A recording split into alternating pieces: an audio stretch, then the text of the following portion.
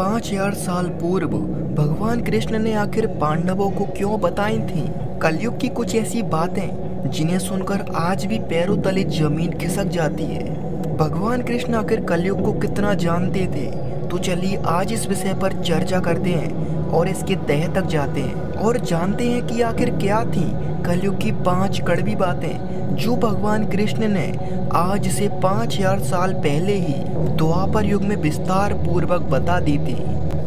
तो फिर आइए, आपका स्वागत है देवराज मिस्ट्री में। यहाँ वो रहस्य तो जानने को मिलेंगे, लेकिन उनके साथ नॉलेज और मनोरंजन भरपूर होगा।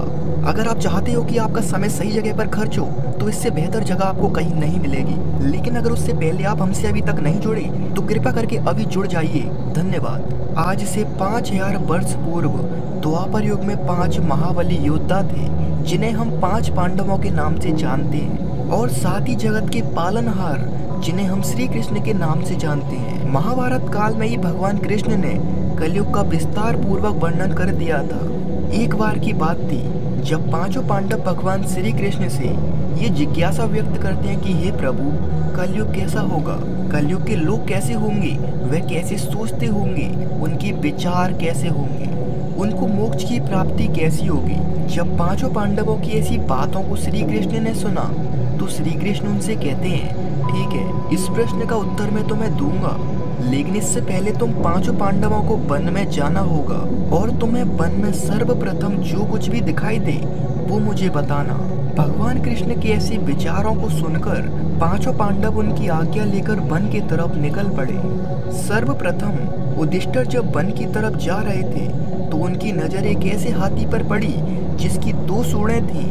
यह देखकर युधिष्ठिर बड़े ही हैरान थे, क्योंकि उन्होंने कभी 2 सूंडों का हाथी नहीं देखा था।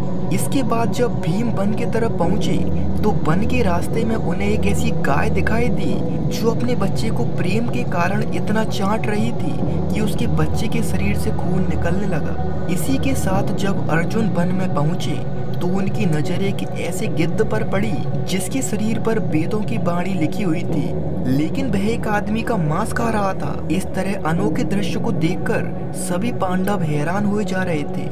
और इसी के साथ चौथा भाई नकुल जब वन में पहुंचा, तो उसने देखा कि पहाड़ी से एक बड़ी सी चट्टान टूटी और कई सारे बड़े से बड़े पेड़ों पर चढ़ती चली गई। कोई भी बड़े से बड़ा पेड़ उसे नहीं रोक सका, लेकिन जब वह चट्टान एक छोटे से वृक्ष से टकराई, तो वह खुद ब खुद रुक गई। और सहदेव ने वन में अनेक कुएं देखे, जिनमें सबसे गहरा कुआं पूरी तरह खाली था और छोटे छोटे कुएं भरे हुए थे। ये सब देखने के बाद 5 पांडव श्री कृष्ण के पास लौटे और एक एक करके सभी ने अपनी अपनी बात श्री कृष्ण को बता दी। तब श्री कृष्ण ने उन सभी से कहा, मैं तुम सभी के जवाब दूंगा। जब युधिष्ठिर ने 2 सूंड वाले हाथी के बारे में बताया, तब श्री कृष्ण कहते हैं, कलयुग में ऐसे ही लोग पाए जाएंगे जो बोलेंगे कुछ और करेंगे कुछ और।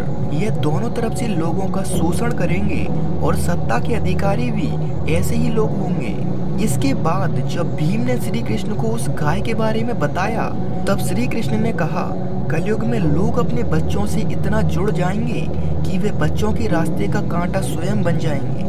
अगर किसी दूसरे का बेटा साधु बनेगा, तो सभी उसकी पूजा करेंगे, लेकिन अगर खुद का बेटा साधु बनता है, तो वे सोचेंगे कि उनका बेटा ये कैसी राह पर चला गया। इससे उन्हें अत्यंत दुख होगा।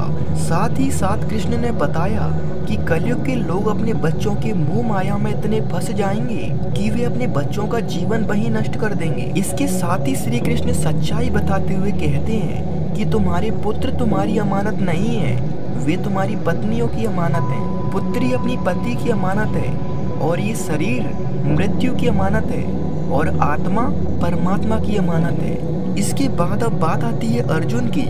जब अर्जुन ने श्री कृष्ण को ये बताया कि एक ऐसा पक्षी जिसके पंखों पर वेदों की बाणी लिखी हुई थी, लेकिन वह मनुष्य का मांस खा रहा था, इस पर श्री कृष्ण जवाब देते हुए कहते हैं, कलयुग में कई ऐसे लोग पाए जाएंगे जो ज्ञानी बनने का दिखावा करेंगे, लेकिन उनके मन में सबसे ज्यादा पाप और हिंसा छुपी होगी।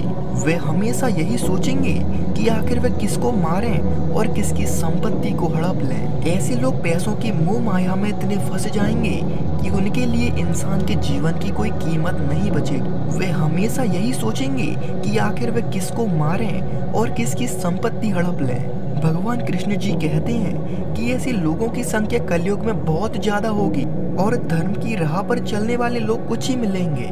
इसके बाद जब नकुल ने श्री कृष्ण को उस बड़ी सी चट्टान के बारे में बताया जो एकमात्र छोटे से पौधे से टकराकर रुक गई थी, इस बात का जवाब देते हुए श्री कृष्ण कहते हैं, कलयुग में इंसान की बुद्धि नष्ट हो जाएगी, उसके जीवन का पतन होगा।